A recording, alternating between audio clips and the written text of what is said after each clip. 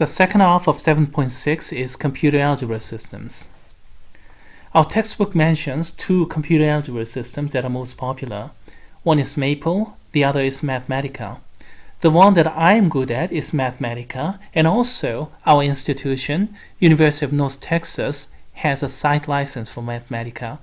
In other words, everybody can get Mathematica for free and install in his or her own machine and use it as long as he or she is a UNT student. Let's go to UNT website. And it has to be unt.edu, not unt.edu, because the site license is done through UNT system, not to individual campus. Okay, let's go over to top right hand side corner, the search box, and let's type in Mathematica. And the very first one, if I remember correctly, yes, that's it. The very first one is the important website, Research and Statistical Support, this one. And RSS created this page for Mathematica. And then we have all kind of interesting and also important information in the left-hand side. Mathematica site license issue, the legal issue, how to get Mathematica, where are the computer labs, and so on. I think the one that you are mostly interested in is how to get the student's personal copy without any charge, no charge. This website specifically said. And let's go to this link. And here you go. You have to type in your email address and so on, and you'll have to at some point validate that you are indeed a UNT student. It may take a little bit of time, but it has to be done if you want to use this without any charge.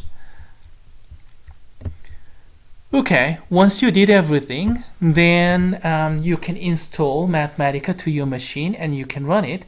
And if you want to learn how to use it, here are nice tutorial videos, step 1, step 2, and step 3 here.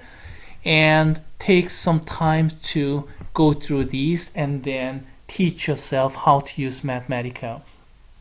Your life will be a lot easier, really a lot easier, if you earn some proficiency on Mathematica in higher level math courses, especially Math 2730 multivariable calculus, 2700 linear algebra,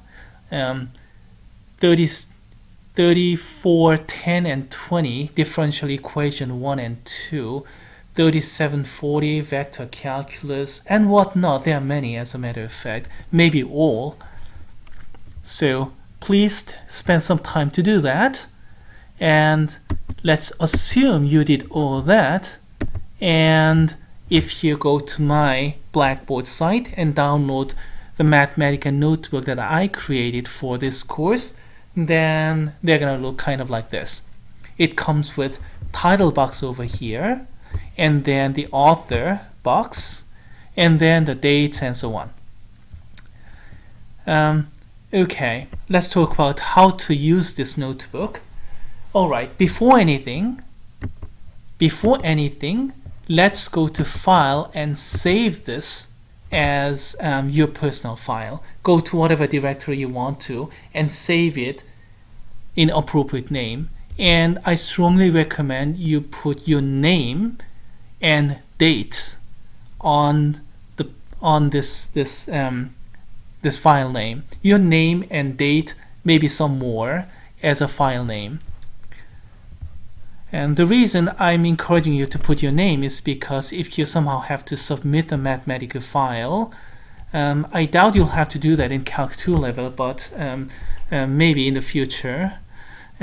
So in that case, if I end up getting 15 files with same name, and then if I end up overwriting one over the other, and somebody is losing his or her homework or final project or something, not good.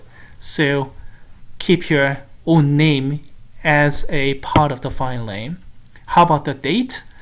If you do some work and then when you save it, and save it as today's date, If you reopen it, and then if you have to save it 2 days later, put that date in it. So you keep several dates, several files of progressive files, so that if you lose the latest file, you just lose 2 hours of hard work, not everything. And that goes for not just Mathematica, but for everything actually.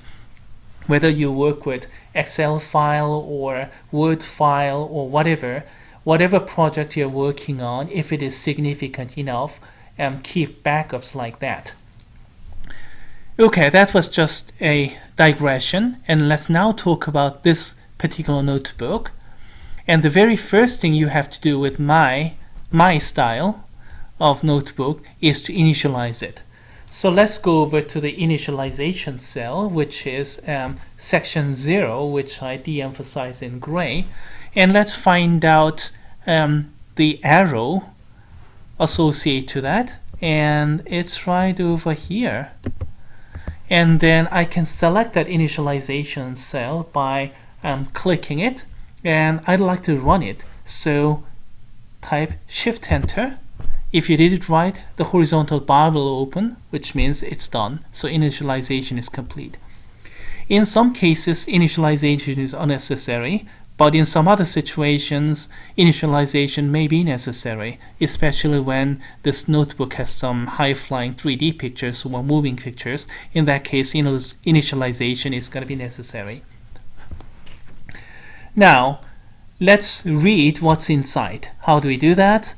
Let's move my mouse to the arrow associated to appropriate section. Let's go to section 1 and highlight this section by clicking. So okay, I clicked the mouse and selected this cell, and I can open this cell by double clicking the mouse. And double click again, I can close it. Open by double click, and let's go to subsection 1.1, for example. Select, double click, and it's open. And by the way, subsection 1.1 is about syntax for differentiation. Double click to close, and let's go to subsection 1.2.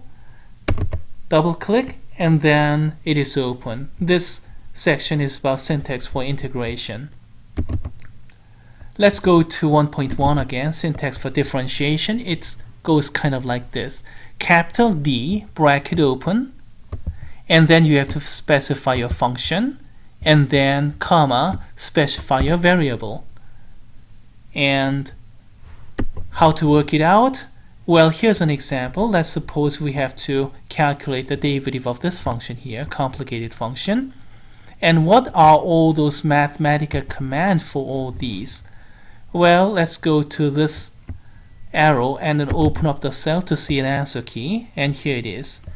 Here it is, D, bracket open, and then you have to type in everything in single line expression, and comma X, and that's the syntax. And if you want to run it, Shift Enter, and then you have an answer. Please note that all the Mathematica's internal commands begin with capital. Sine begin with capital S. E is capital E. Logarithmic function, natural log function begin with capital L. By the way, Mathematica doesn't like ln. The reason is because Mathematica is based upon complex numbers, so log is more superior symbol for that. And of course, there are a lot of other reasons why mathematicians prefer log over ln, unlike engineers who prefer ln. But most of those reasons will be answered in higher level mathematics, so at this moment just accept it as it is. Use log for natural log. Okay, now that we went through one example, let's do an exercise. Let's do problem 1.1b here using Mathematica, but not only that, let's do it in a new window, the default window. So this is personalized, or rather personalized for this course. But if you run Mathematica for the first time, or if you just run a default version, the window will not look this fancy. It's going to look kind of like this, kind of dull, blank screen, kind of like this, and let's use this window as if you are doing the computation to calculate the second derivative of the function down here. Let's go ahead and do that. Capital D, bracket open, tangent 3y squared minus log of 1 plus y squared minus arc tangent of y, comma y, and that's it. And what are the commands? Why do we have to use arctan like this and tangent square like this, not rather than tangent squared of 3y, but like the tangent of 3y total thing to the squared? All those are related to how Mathematica is written, and we are talking to machines, so you have to use machine's language, and it's a little bit difficult to adjust for in some cases, but there's no other way. You just have to get used to it. And I'll talk about the list of all those in probably next segment of the video. Okay, now that we went through an example on how to calculate the derivative with Mathematica, let's do an integral computation.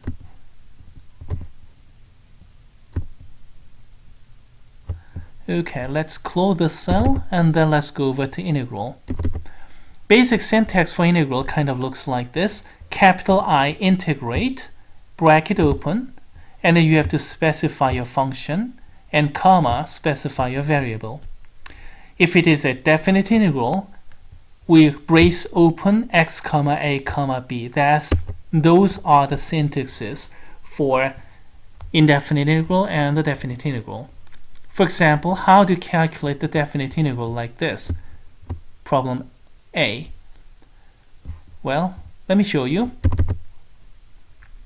Integrate, as you see here, in a square root of 1 plus log of x. So we have it here, square root bracket open, and inside a bracket we have 1 plus log of x. Again, we'll talk about these kind of commands in the next segment of the video. At this moment, let's concentrate upon calculus part, D part, and integrate part.